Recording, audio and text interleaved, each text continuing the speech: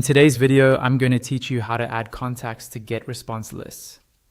We'll walk through the process step by step, so you'll know exactly what to click, what to type, and what each option actually means. By the end, you'll be comfortable adding contacts manually to any list in your GetResponse account. First, log into your GetResponse admin dashboard. Once you're inside, look toward the top of the screen for the main navigation menu. There, you'll see an option labeled Contacts. Go ahead and click on that. This will take you to the area where all of your subscribers and lists are managed.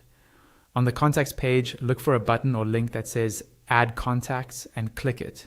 When you do, a pop-up window will appear, giving you several different ways to add people to your account. You'll see options to add contacts one by one, to import them from a file, to connect them via an integration, or to add them through a sign-up form.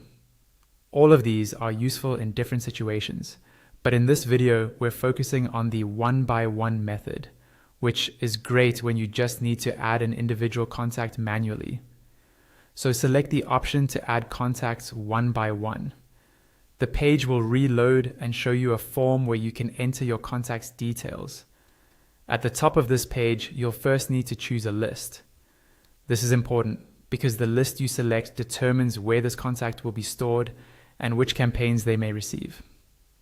Click on the list drop down and pick the list where you want this contact to be added. Below that, you may see an option to add the contact to an autoresponder cycle. If you use automated email sequences, turning this on will ensure that the new contact automatically enters that sequence.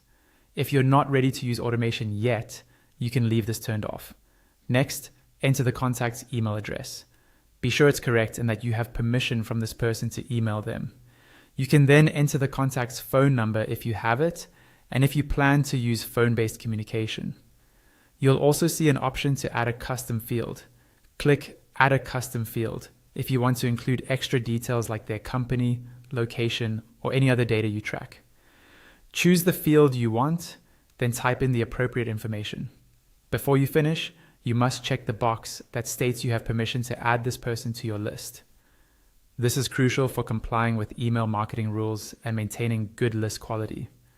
Once everything looks good, you have two choices. Click Save and Go to Lists if you're done for now and want to return to your list overview, or click Save and Add Another if you want to keep adding more contacts one after another. Choose the option that best fits what you're doing, and you're all set.